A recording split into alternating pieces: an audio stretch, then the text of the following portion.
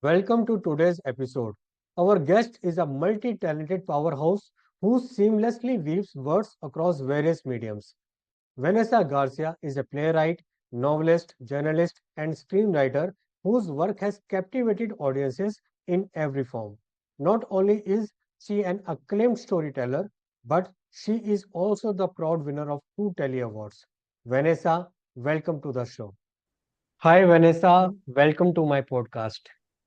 How are you? Hi, I'm good. How are you doing? I'm good. So, Vanessa, you are a playwright, you are a novelist, you are a multi talented person, you are a screenwriter, and you are a journalist too. So, Yes. how are you able to manage all these different areas?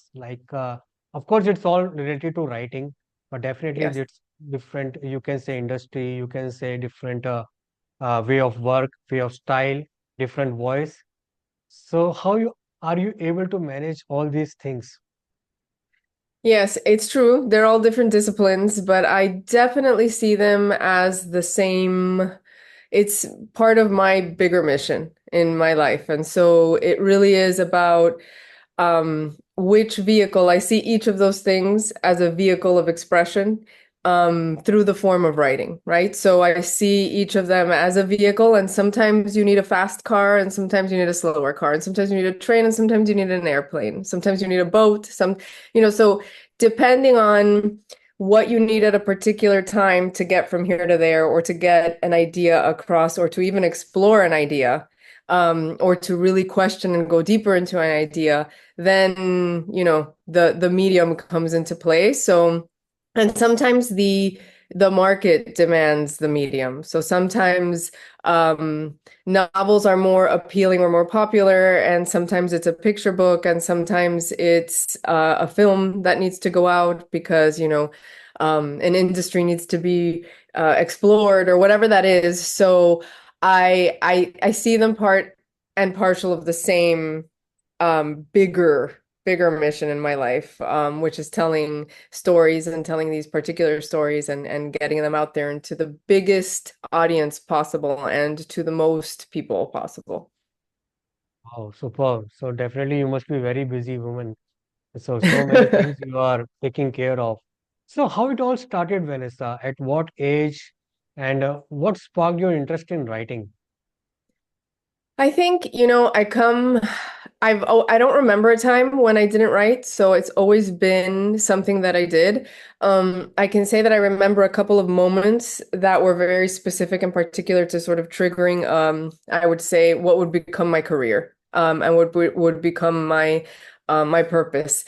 But I think my grandfather definitely instilled the arts in my life, and I was very close to him. He had a tremendous story. He escaped three tyrannies.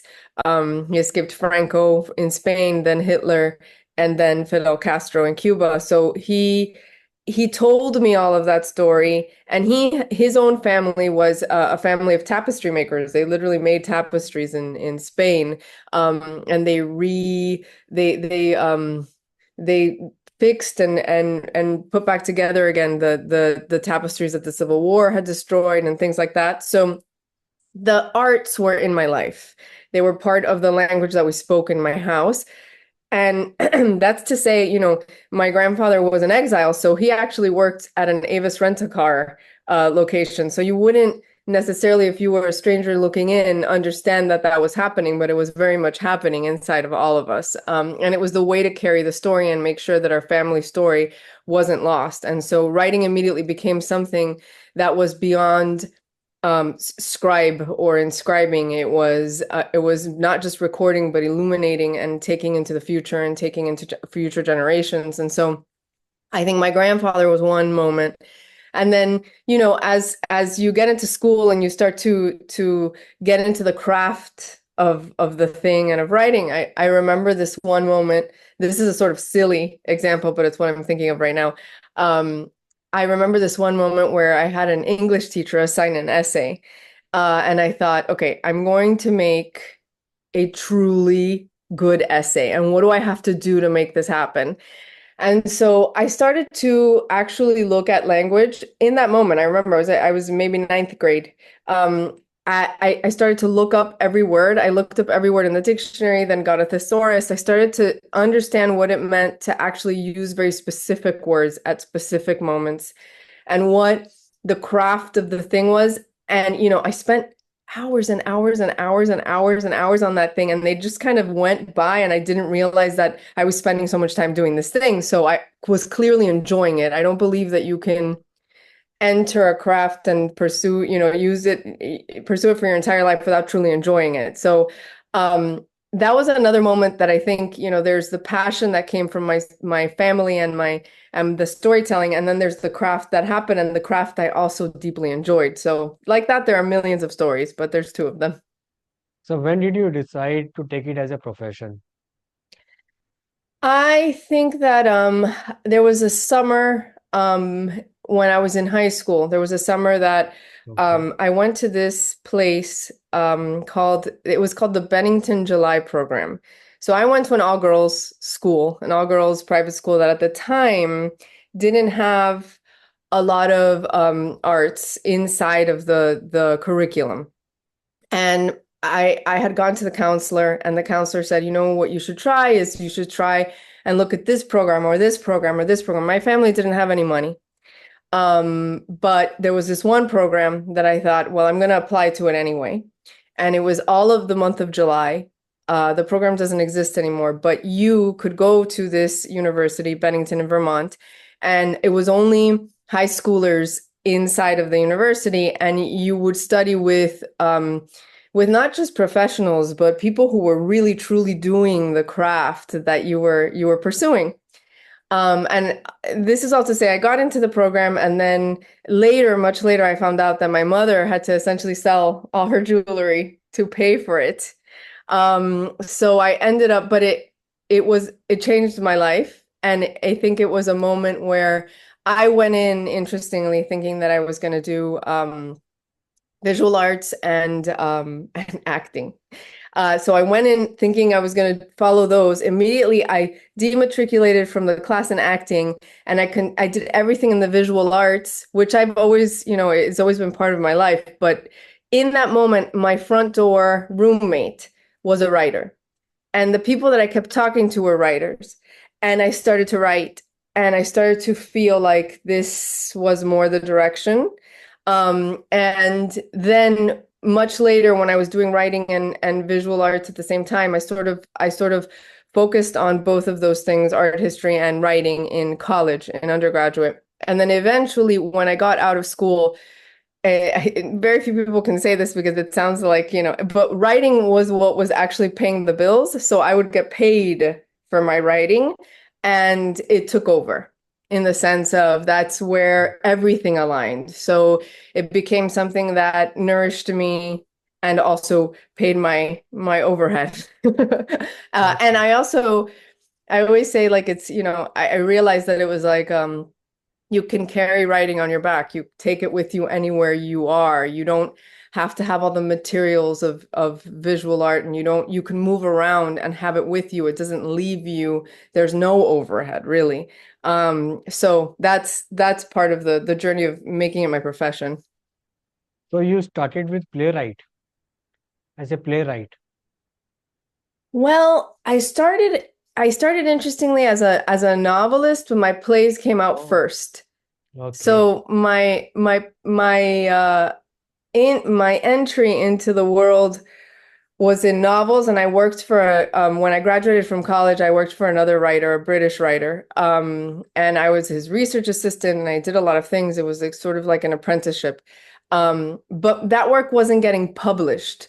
And what ended up happening is that a lot of my friends who were actors, I was living in New York City for a long time, 7 years, and they were a lot of actors, and they would ask me to write things for them, to perform or to film or to whatever. And as I was doing it, I realized that it was something I was good at and enjoyed. And then people were asking more and more of it. So, this idea of, you kind of as an artist say, it's not about this, but it actually is part of it, which is, there was a demand. So when the demand happened in playwriting and in sort of filmic writing, so that sort of work, that came out first. It came out, I would say probably it was among the first things that came out into the world of my work, and definitely I became like one of the most popular pieces that I had out there was an immersive theatrical production. So I think that's the story behind that. Superb. So, Vanessa, how journalism influenced your creative writing? Yes, I think that that is a really interesting and important question because so my doctorate degree, my PhD degree is in creative nonfiction, which is part of a program in literary journalism. And the ideas behind that are that you're writing something that is completely nonfiction, but you're doing it using all the tools of literature, so that you can bring that material to life and you can find a way to bring that into another person's scope, and so that people could see that point of view. So for me, it's incredible the accuracy, the depth of research, the insistence on truth, the need to get things right. That comes from journalism for me in my realm, and I feel it to be very, very important in all of the arts. Um, but I think that accuracy and that hunger for the truth and for getting a real story across, and if you are imposing a lens, saying I'm imposing this lens, like basically understanding all of those layers, that for me comes from the background that I have in journalism. And I think it plays a big part. Superb. So, is there any playwright or any screenwriter whose work has inspired you a lot? Yeah, right now it's funny. It always changes. So I'm gonna have a different Okay. answer yesterday, tomorrow, and, and the next day. Okay. Okay. But But right now I'm very much looking at the Duplass brothers, who have done a lot of different things. But the reason is I would say, yeah, sure, there's all this work that they've done, but the interesting thing to me is that they're constantly questioning the industry and the system and saying, well, if he there's this thing that one of the two brothers always says is that the cavalry is not coming. You are the cavalry. The cavalry's not coming to save you, not coming to help you, not coming to, bring you up and say, here, you are the star now. You have to go and do those things. You have to be the cavalry for your work and what you're doing. And so in that, like one of the things that they're doing right now is they're playing with the idea of distribution and what distribution means and what it means outside of the studios and that sort of thing. And I find that fascinating and important in terms of what does it mean to get things into people's hands and who has control of that and like why and what and how and when. So I think that that's very interesting, the work that they're doing there. Okay, Vanessa. So, Vanessa, have any of your plays been adapted into films or TV shows? I know that you are a winner of two Telly Awards. Okay, I have Yes. seen your website and so it's superb. So I will talk about that also. So have any of your plays been adapted into films or TV shows? Any of the plays? No. The closest thing, so at some point there was interest in my novel White Light in becoming a film, but that hasn't done anything in terms of going in that direction. And the other thing, I wrote a short that became an animated short film called Okay. Red. So that was something that somebody else took on and made an animation around that I thought was really interesting. That was a long time ago. But that I've done the reverse where now I'm working on someone else's book. I've optioned it and adapted it into theater. I mean, sorry, into a screenplay. Um, but in terms of my own work, I would say that the other thing that is happening is that my picture book that I have of it's called What the Bread Says, which is my grandfather's story. It is I am personally turning it into a film and something for adults. So I'm Okay. working on that. So Vanessa, what do you enjoy the most? Because you are into four fields Yeah. technically. Okay. So though it's all writing. So what do you enjoy the most? Yes. The thing that I enjoy the most, I always say that I feel like for me, there's a metronome of every day that if I don't, I like to be inside of a piece and work on that every single day for a period of time. And I say this because I tend to switch when that goes a certain, so if I'm working, for example, on a novel, I'll be working on it, and it hits a little bit of a wall. And instead of trying to push the wall, I stop for a moment and I switch to something else. And usually that mindset switch um, triggers something in the novel. So then I'm able to go Yeah. back and forth and work that way. And so I wouldn't be able to say my favorite thing is, theater or novel. Like my favorite thing is actually living inside of one of these pieces for a very long time. And then if it gets stuck, not stopping forever, just pausing You and mean saying, writer's okay, block? You mean writer's block, a kind of thing that maybe it's a writer block, or you can say you are like some idea is not coming. In the meantime, you switch to the other area, and you are like, it's super way. It's a super process that you are productive because if you are getting some not getting ideas, so you switch to some other, and in the yeah, meantime, you get some ideas, and then you come back to the previous project. Wow, superb. It's really unique. yeah. I really like it. The process you follow that in this way you are too much productive. So like Always I've working. Yeah, always working because I have seen many people who start okay, I ask this question to you to that what kind of hobbies you follow if uh, when you are feeling stressed, when you're feeling that you are out of ideas.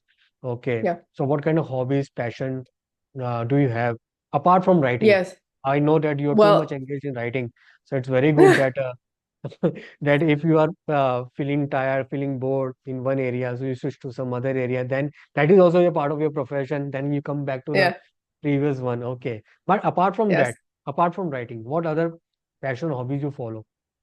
Well, I have children, so mo the times that I am not writing, I'm with the children. Yeah, and my husband. My husband and children, I'm Yeah. very family oriented. Um, I'm usually completely engaged in whatever it is that they're doing and taking them from here to there and just, as much time as possible with them as humanly possible. But I find that incredibly invigorating. I love it. It's also exhausting to be a parent, but it's life-giving. And then the other thing I do that I love going for walks, which seems very simple, but I love it. I know that my day is a better day when I go for a long walk. I love swimming. I think those two things, there's something to the rhythmic, um, non non-harsh impact of them. It's like walking, you're walking in the world, you're seeing and engaging, and I think there's something to nature that is very, very wonderful. And also people are around and you sort of get a sense of community, even if you're walking through it. Um, so I really love walking, and I don't know what it is, if it's literally physical or just mental freedom that happens, but I definitely get a lot of ideas while I'm walking and Oh, also in the water. superb. Okay. So, can you share your daily routine that you follow or any rituals you follow? Like you Yes. mentioned about your walking and swimming and spending time with your family, then apart from that writing. But what daily routine you follow? Generally, hmm normal day. Yeah, so I would say that before I had kids and after I had kids, the routines were very different. So before it was much more rigid in the sense that it could be because you are in command of your life in a different way. Um, so I would wake up at 5 o'clock every morning and have those early morning hours um, to work through. And then I realized once I had kids, if I did that, the kids usually woke up and came into the living room and I started to wake up the house and I thought this is not working anymore. So I changed that. And now what I definitely have is that before 2 o'clock, 2 p.m., I do not take meetings. So I Okay. allow that to be my creative writing research sort of thinkscape time. Of course, I'm taking breaks and answering emails and doing things like that, but I mean, I'm not taking meetings. And then after 2 p.m., I can take as many meetings and I'm done by 6. So between 2 and 6, I take meetings. Whatever they may be around whatever project, new things, old things, things that are, in marketing, right, being marketed right now. And then after 6 p.m., I'm with my family. Okay. So very much that tends to be, and like in the mornings, there's the whole, routine with the family as well of getting everyone to school and doing everything you need to do. But so generally speaking, there is that bracket of time between 9 and 2 that is just for what I would call my writing. Okay. So, Vanessa, let's talk about your Telly Awards. So, can you share on which project you got this award and Mhm. what was the project? Can you share a bit details about that project? Yes. So I got it on a project for Sesame Street, Okay. which is kids television. And they have this branch of shorts, Mm. digital shorts, and this was for something called. It was a brand new one of the people that were working on Sesame Street reached out to me and said and I'd worked with him often before, and he Okay. reached out. We're trying to create this new character. His name is Tamir, and we're trying to figure out, what this thing called Tamir on the street is. And so it was like the beginnings of something. And immediately the thing I ended up winning for was something in which Tamir starts asking people about food and the food that makes their culture and where it comes from.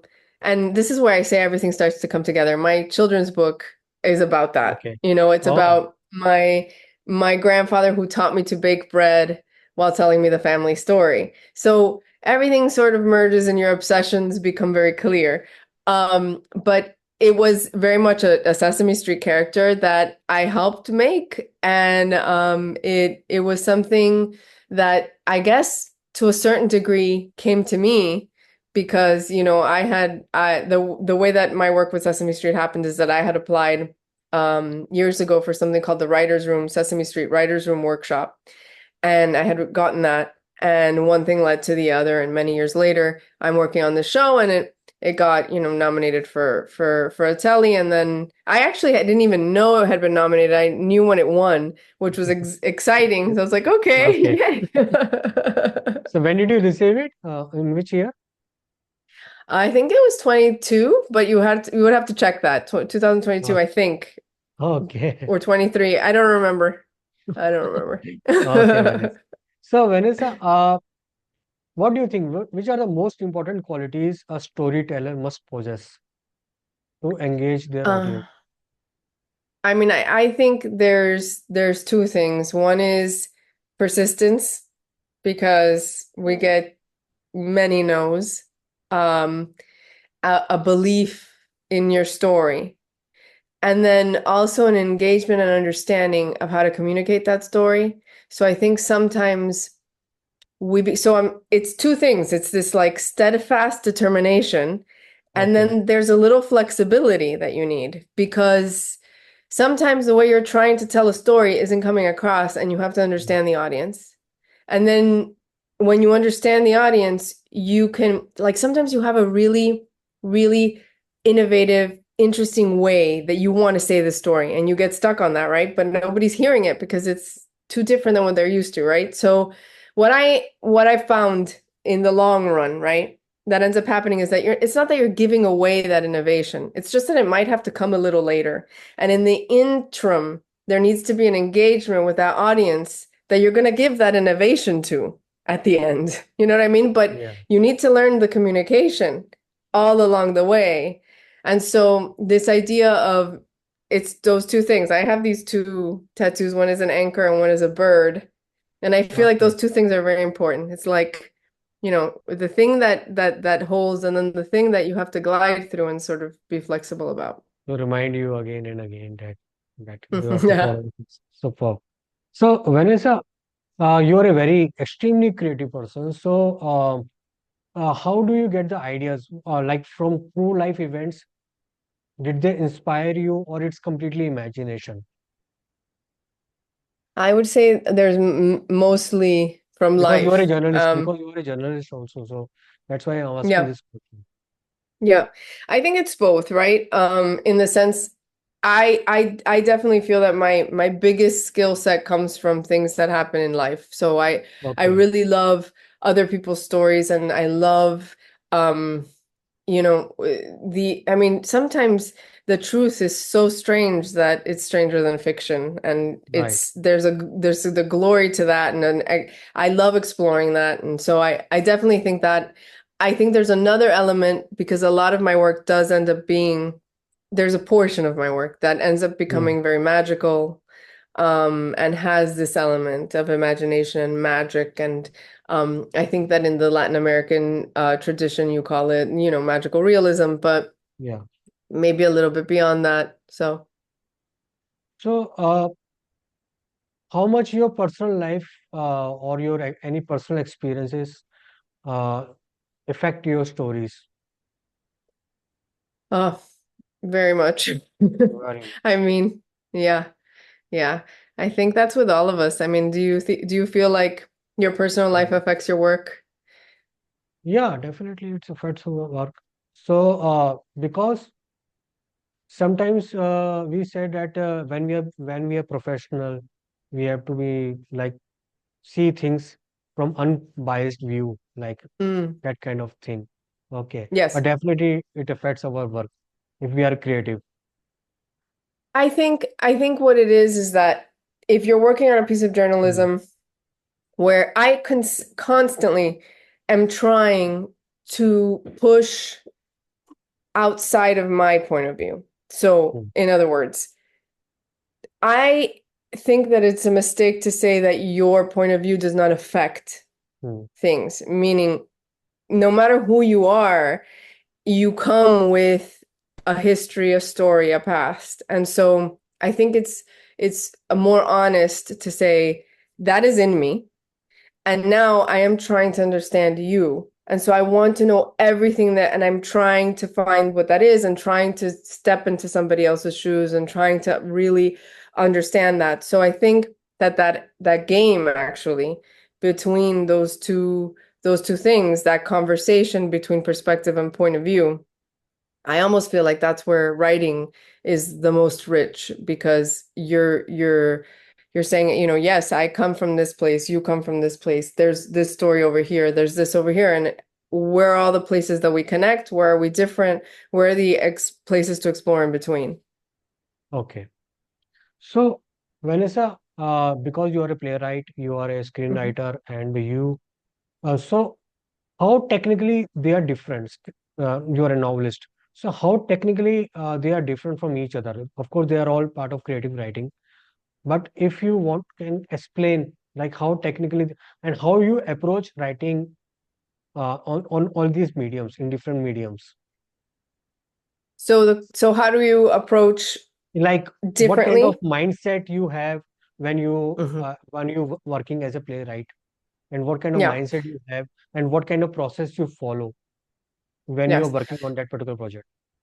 So, the mindset I think of all of them is, well, I have a lot of things happening that I'm thinking about, but one I think is that there is a difference between theatrical work and something like a novel in the sense that theatrical work is a collaborative in nature. It just is. It's you Okay. to a certain degree, meaning you've written this thing and now this is going to interact with the director. And then it's Mhm. going to interact with actors. And then it's going to interact with the scenic designers and the lighting designers and the sound designers and all of the designers. And then it's going to interact with an audience. And along every single one of those things, there's a collaborative process. So, you're constantly playing with the thing that you've written and saying, oh, how does it read with this person saying it? How does it read when I try to communicate it with the director? How does it now? And then they're giving you things, so they're infusing things right back. And so It is a very big conversation when you're Okay. talking about theater and screen. The novel is a more like heady conversation, in that you can really run the gamut of this novel completely by yourself for the most part. And then you have engagement with an editor. And the editor will go back and forth with you a bit, but the thing has been created. You know what I mean? Like there's a lot of it that happens on your own. And the same thing, with yeah, I think that that's the one that really is the biggest, less on the other side of collaboration than playwriting or screenwriting, and then everything in between, because journalism is a complete conversation with the subject that you're writing on, right? So that's very collaborative in terms of exchange, right? Even though you're driving this thing and learning a lot in the process, you're definitely taking in a lot of information and having to organize it. And then there's the conversations, obviously, there also with editors. So it's always collaborative to a certain degree, just degrees of, so I think that affects the mindset with which you go into something and the draft. But no matter what, I think that the first draft, for me, there's different kinds of writers, but for me, I just put everything into I think about it as, like it's okay if this is a bad first draft. It's fine. It's all there. And then I start to chisel away and start to sculpt the thing. Okay. So, uh, means how do you manage, like when you as a playwright, how do you manage that your artistic vision and with the audience engagement? Like you should Mhm. write that, do you want that audience should be engaged more, or you should think more towards the creative side? I, you know, I I really for theater, I very much believe that the audience is a part of this equation, because if not, it's a different kind of thing. Then it wouldn't be a piece of theater or film if you didn't want it to engage with the audience in that way. If you want someone to engage with it, like this, and it be an interior journey, that's a very different kind of thing than theater. I also think that it's very important to find partnerships with people that you can work with, and that Okay. you have sort of like a creative families, that you create. So um I definitely have a partner that I work with in the theatrical landscape and the film landscape and all of that. And I essentially have created a company with her because we found that she's a direct drama writer, that we worked so well together that we wanted to be hired together for projects, and we want to make together because we were speaking a language that just made sense. Like sometimes we're in a room together and we don't have to say very much. We can communicate in a certain way. Not yet. People are like, what? We know what happened there between those two people, but it's because you built a code of communication over years that becomes very interesting. And I think it's healthy to build upon that and grow in that way, because it also creates a different kind of mastery. It's hard to constantly change creative partners. It Yeah. does teach you something, Right. but it's also very good to also allow that to help build mastery.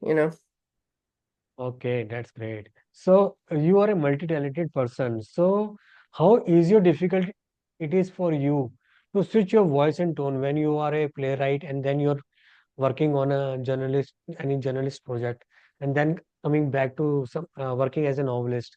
So is it easy for you or difficult that you take some time because everything requires different voice, different tone, different personality when you are working on that project. And you are a Yeah. multi-talented person, so for you, I'm curious to know.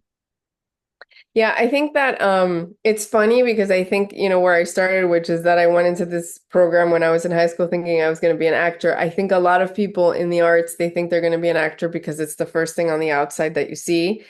But I say that now and I bring it back because there's an embodiment of voice that happens on the Okay. page that's very similar in a sense. Like you are taking on a character when you're in a narrative. And so it's almost that it's not like in your body as much as it is in your mind that you're taking on this persona. And so I think depending on also what the medium is, you're also taking on it's almost like character traits overall, because if you're working Right. on dialogue, it's a much faster way of working and you're having to deal with many people speaking to each other at the same time. If you're working on a novel, it's kind of slower because you can go into thought processes and interiority and all of those kinds of things. And so it's not just in entering a person or persona, but also like speed is and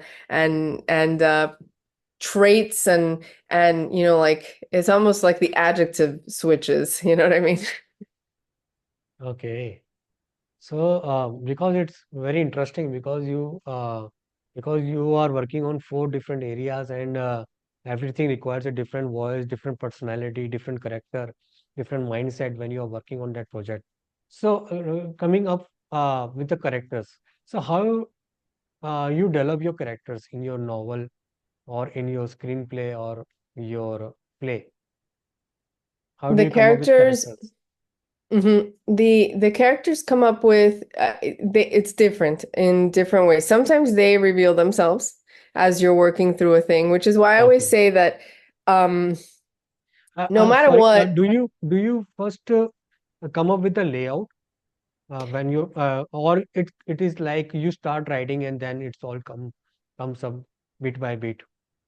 yeah, I've done both things. So for Okay. most for the beginning of my writing life, I resisted outlines and I resisted that Mm. because I wanted it to sort of come out organically and figure it out and then mold it into something. However, at some point, I said, okay, what would happen if I introduce an outline? Like, what happens? Also, because film and it forces you to introduce Okay. outlines because you're talking to other people and you have to show them treatments and you have to show them outlines and you're showing them outlines before you're showing them drafts. And so you're forced to do that. And so in doing that, I learned the positive aspects of outlining and I ended up putting it back into my other creative works. And so now I would say that I do roughly outline where a thing is going. That could change while you're inside of it, but it changes where you're going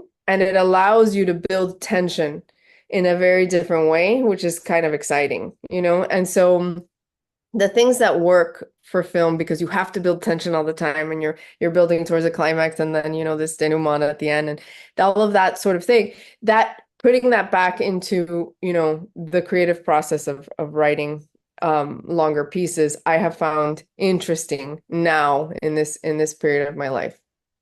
Okay. So, what's your process of writing dialogues in each of these Dialogue. projects? Dialogue. Yeah. I so I do think for me, I start with character in the sense of I need to know who these people are.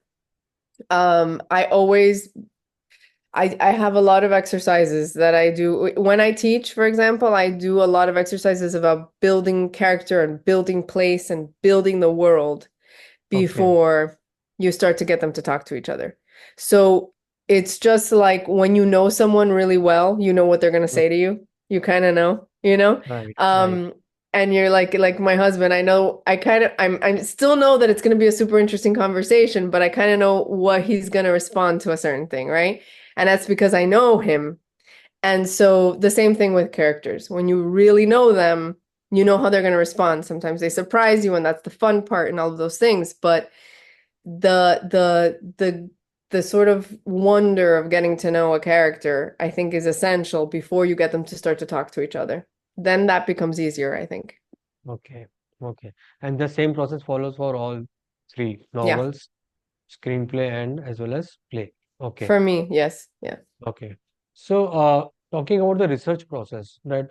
How much time do you spend while researching for fiction compared to non-fiction for your journalist Mm. project? Okay. And what process you follow generally? Yeah, I do a lot of research. Okay. A lot of research. I feel that a lot of my research Hmm. happens with the nonfiction projects. Hmm. that it's so intensive. I mean, I can tell you that sometimes I have researched, I don't know, I've done hundreds of interviews for around a subject Hmm. that not all of that makes it into a piece, but it's now inside of me. So Hmm. that material doesn't go away. It stays with you, and that feeds a lot of the fiction. So it's sort of difficult to say, how much research you do for fiction because all of the research that I've done for all of my nonfiction projects at the end of the day play back in to the fiction that I'm creating. And then sometimes you have questions, right? So you come across something in a fictional narrative or in a nonfiction, and now you have to do more research about whatever it is, how to fly an airplane or whatever, you know, uh, how to make a very particular kind of bread or how Hmm. to whatever that is. So that's something that is constantly you think you're done with the research and you're never done. So it's always building upon itself for me. Okay. Okay. Yeah, research is it's a continuous process, and it Yeah. takes a lot of time. And if the better you are in research, the better it becomes for you to easy it becomes to write. Okay, because we have done our homework well. So, Vanessa, what I found very interesting about you, because you are in different ways of writing, creative writing, and see, I talked about that. I asked you about your research process. I asked you about your characters process. I asked you about Mhm. how you come up with ideas, how you switch to from one project to another project. So, because do you follow any mental exercise? Because it's not easy. Frankly speaking, it's not easy. Uh, because everything requires different way of you can say uh, mindset. Second thing, there is a rhythm also. Okay, when you Yeah. are writing a novel, it requires a different rhythm, and it's a long form writing. Okay, you have to write 300 400 pages, so you have to continuously you have to think about the characters, about the story, how to take the story towards the end and all these things. And when you are writing a screenplay or you are writing a play, okay, that are like a short form writing. It doesn't take too much time, but then you have to employ all the emotions and all these things. So again, different rhythms. So how you are able to manage? Are you doing any secret exercise or any minds something like that mental exercise or something meditation or something, that how you are able to manage all these things together?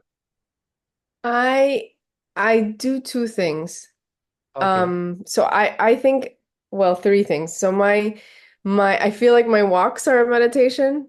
And that's why I feel that when I don't have them, I am not in a good place. Meaning I am in a good place, but I'm not in the best place, you know? I need that mental clarity. The other thing that I do, and I do this almost every day, is I walk in to a church.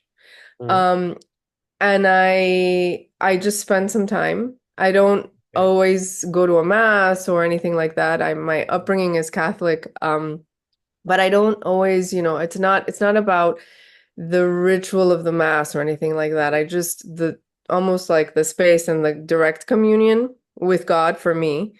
Okay. Um, I definitely have that every day. I would say Mm, almost every day. Of course, some days it doesn't happen, but most days. And then the other thing that I used to not care about and did too little of, um, and I really very very much did too little of was sleep. I would not get enough sleep, and that okay. sounds silly, but now I try to get, at least a good amount of sleep Yeah, because it's I very feel important. like I'm a This is my clearer suggestion, person. that because you are a creative person, so this is what I can suggest, that sleep is very important. Yes. Yes. Yeah. For Yeah. years, I thought, doesn't there's not enough hours in a day. It doesn't matter. I'll wake up earlier and I'll wake up earlier. And it wears you down. It takes away your creative energy. It doesn't let you regenerate. So I try and get sleep. That's great. That's great. Yeah. So, what do you think is the most important element in a novel? Because novel is a long form writing. It takes a lot of time. maybe months and even a year sometimes. Okay, that compels audience to read it to the end. Okay, what do you think is the most? What kind of novels you write?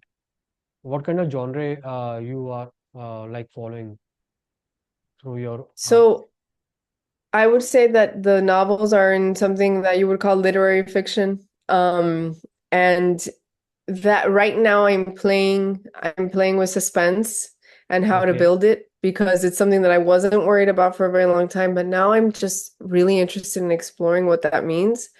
Um, Within literary fiction, it's still literary fiction. And I write a lot about Cuban Americans and I write a lot about, okay. my sort of my where I come from and my family's story. Um, but what was the root question? Uh, that what is the most important element you think, according to you, Oh, okay. should be in a Yeah. novel that compel audience to read till the end? Yeah. It's hard, but I mean, I think that's why I mentioned the suspense because I had ignored that for so long and I sort of like was, I feel like I was always so obsessed with character and making something character driven that it isn't just one thing or the other. You have to be like in life, the things that are most exciting or most compelling are things that Yeah, involve, both space and character and motivation and a suspense, tension. I think tension is everything, and then the release of that tension and what happens as a result of all of that. yes, Um, but yes, it takes a very long time. Novels take forever. I have a novel that I've been working on for many, many, many years. Um, and I have recently that particular novel essentially just it's not that I threw it away, but I put it aside and started over because I felt like what was stopping me was the things that were already on the page that were dictating a certain way. And then I was like, okay, what if I just consider this a kind of like Bible of the world? And I put it aside and I started okay, over on a narrative plane, on a new narrative plane. So, and then I created an outline. So, how, whenever I finish this one, it may be, yeah. a year. You could say I wrote this novel in a year, or you could say it took, 12 years because of the previous one that fed this one. So. It's a lot of patience and determination and practice, I think, for everything. Okay. So how do you know that a piece of writing is finished? Now it's right time to release Mm. it, publish it. That's such a Is hard it question in all because, like novel as well as yeah, screenplay and your stage play? Yeah. yeah. The easiest one to answer is journalism because you have a deadline. Yeah. You have a very straight Right. deadline Right. Right. and you have to finish it by a Yeah. certain time. So you Yeah. give it in and that it may not be optimal, but it'll go back and forth a bit with the editor. And then at a certain point when it's in print, that's it, it's done. Right. So you have you're in the game for a certain amount of time, but the deadline is sort of Mm, placed upon you, right? mm, The ones that are hardest are the ones where you're placing the deadline because you can go on as a writer, you can perfect yeah. something forever and ever and ever and ever. So I try to give myself deadlines of any kind and try to work towards them. I think when I get very, very, very tired of something and I'm like, I don't know, it could be done. Sometimes you're just like exhausted by it and you need to show it to someone. And in that space, but at that point, I think you're done with the a solid draft when you get Right. there. When you feel like you're going to show it to someone. When you're ready to show it to someone, you're done with that draft. And then when it goes out into the world physically is when you're Okay. really done because you can't change it after that. Theater is very tricky because you can change it from production to production to production to production until it gets printed. Then it gets printed and then it's that thing. Okay. So I think well, I say print because, but published. I Okay. think determines the end of a piece for me in terms of my job in it. And then it becomes a conversation. that's exciting. Okay. So when you started your career, where did you face the most struggle? Like in all these four fields, four Mm. different streams, where did you face the most struggle? I think with novels and things like that, I got the most rejection. Okay. Um, in general, I think every writer gets a lot of rejection. I got a lot of rejection before I got a yes, but as they say, you only need one yes at a time. That'll Yeah. take you to the next yes Mm. and the next one. And I think that's a very real thing. Which is why I think that, the writer that I worked for a long time, he used to say that the writer's life is a long one.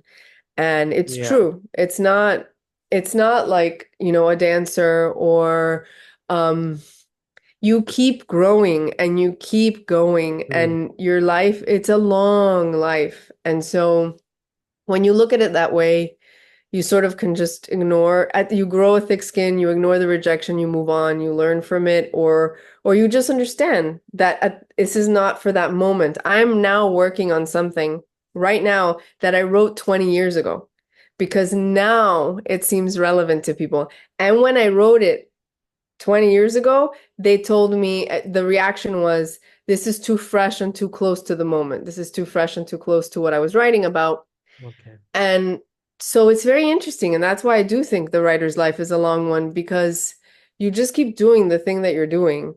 Um, and you have to sort of work through all that rejection that it does exist in all of the mediums. And also, I think for me, there came a realization that, for example, with theater, there were a lot of theaters that didn't want to do my work. And at the end of the day, that's probably good because they weren't the right fit for Mm. me. Meaning, it's not rejection shouldn't be just something that you take badly, but oh, that's not the right group of people for this. You know what I mean? Okay. Because at the end of the day, my group of people came when I got yeses. Mm. Like where were those yeses? How could you make the most of those yeses? And what are the worlds you build around them, I think is the trick. Okay. So, Vanessa, which now, if I talk about now, your present day, which one you find more challenging when you're working on all of these different areas Hmm. I think that in terms of I research and writing, both?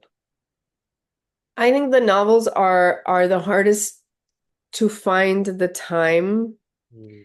because it has to be very quiet, you know?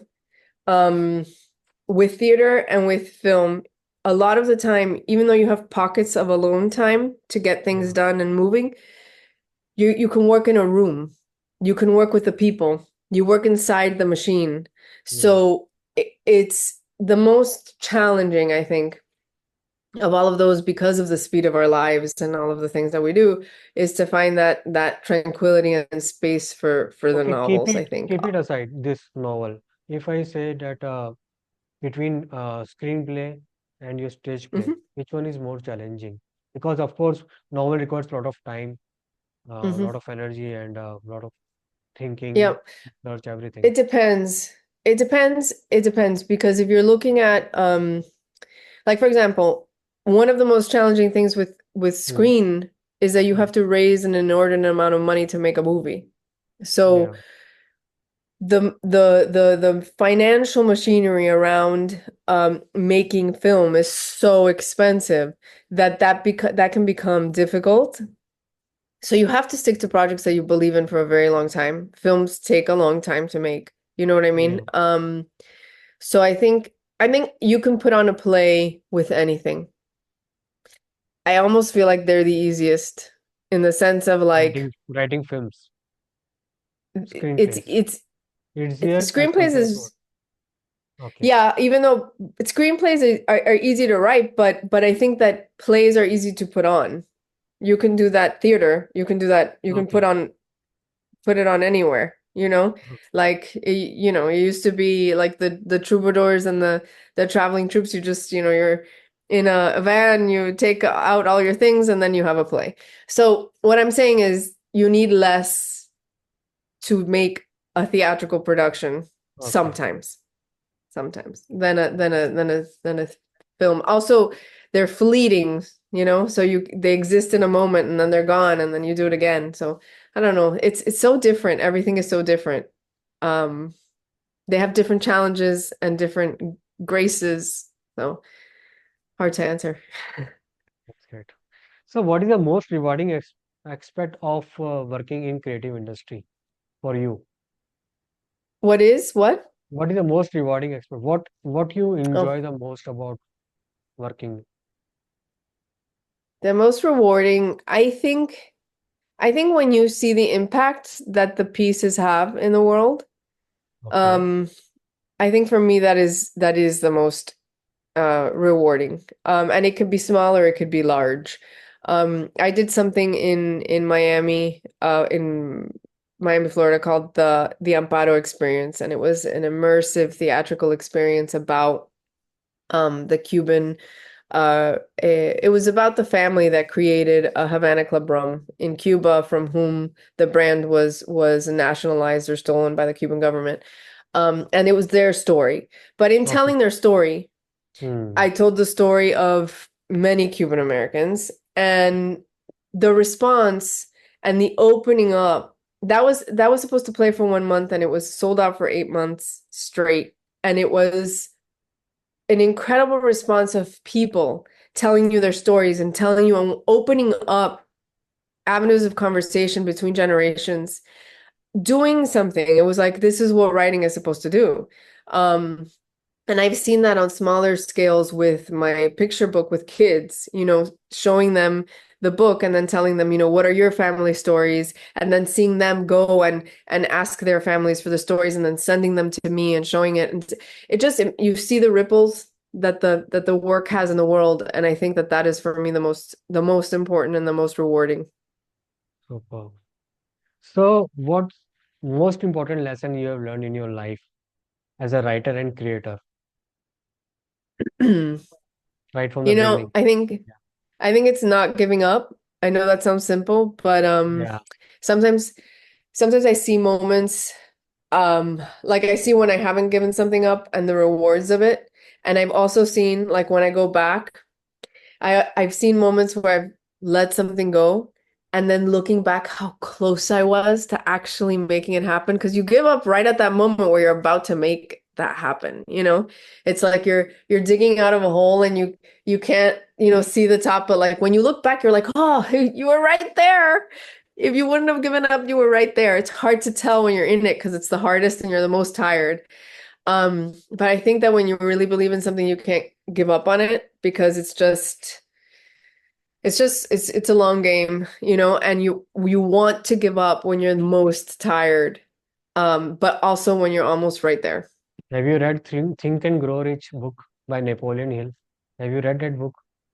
I So have. there is a I have. wonderful story about 3 feet from gold mine. So there was a guy Yes. called Mr. Darby who was digging for Yes. gold mine, and he just gave up just 3 feet before that Yes. gold mine. I remember that. Yes, it's So it's a, exactly. that Yes. story I always remember because I'm in sales. So whenever I Yeah. think that I have to give up, so I just Yeah. remember that story that maybe there Yeah. is some gold mine in my Right next call. there. Yeah, right there. Yeah. So it's very Yeah. interesting. So last question, Vanessa. What advice you would like to give to aspiring writers, okay, who would like to follow your path, like they want to work in multiple mediums or multiple genres? Yeah, I think that the biggest piece of it, I mean, everybody has different advice, but for me, there is no set path. I think one of the mistakes that people make is that they see, oh, here's what this person did to get there, and here's what this person did, and here's what this person did, and I must follow that path. And the thing is that you're going to make your own path. It's not to say that we don't take the lessons, right? We do. We take the lessons from all of these things, but our path is never going to look the same as those people that we're following. It's not going to look that way. We're walking a different moment, a different pace, a different space, a different ground, whatever that is. And so the sort of like having fun on the journey of making that path and not getting discouraged that, oh, it's not like that. It's not like that thing, that person that made this thing happen that way, enjoying the steps of making the path, I think are great, and not getting discouraged that it may not look like someone else's because it's yours. It's your path. Yes. Thank you so much, Vanessa, for sharing your insights, sharing your wonderful story, and how you manage all these mediums, your writing. So I learned so many things from you in this podcast. Thank you. So Thank you it so was much really for nice having to. me and inviting me. Thank you so much, Vanessa. Thank you so much. Have a Thank nice you. day. Wish you all the best. You too. You too. Bye. Okay. What a conversation.